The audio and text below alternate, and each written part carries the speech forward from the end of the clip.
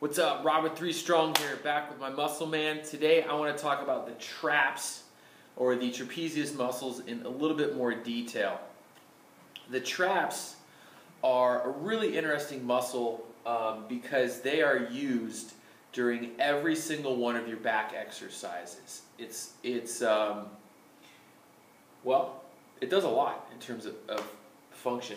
Anytime we are moving our shoulder blades, this kind of circular motion, up, back, down, all those movements are performed by the traps. The traps attach into the shoulder blades, and any of the shoulder blade movements these traps do, as you can see up in the top of the shoulder is our point of origin, then it fans out up into the base of our neck, and then all the way along the middle of the upper back, down to essentially kind of the lower part of the rib cage on the back side of our body.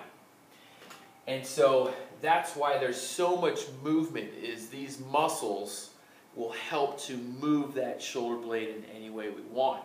If we have a weight in our hands, say a free weight, our traps are being utilized because that weight is pulling our shoulders down.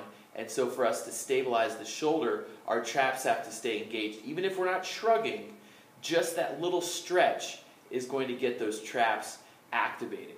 If you're doing a lot of free weight exercises and holding weights in your hands, and sometimes you get the tight neck, it's simply because even though you're not exercising or focusing on the traps are always going to be working when you have that free weight in your hands.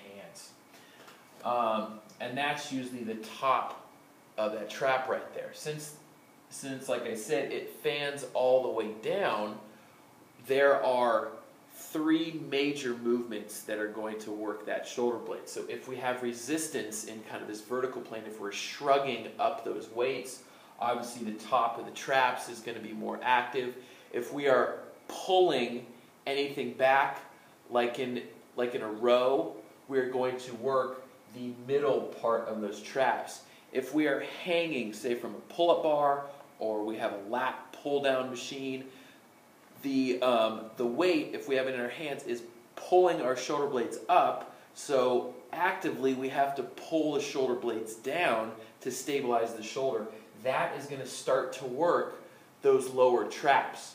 If you purely work with free weights and just do overhead and shrugs and stuff, you are going to develop those upper trap muscles. If you want an even development, then you need to be moving the shoulder blades in all three of those angles. So anytime you're doing a pulling exercise, pulling those shoulder blades back is really going to help activate these muscles and get them developed and nice and strong.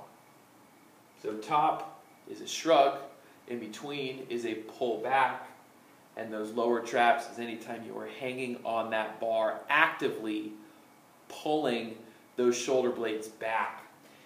These are also the muscles, let me finish off with this.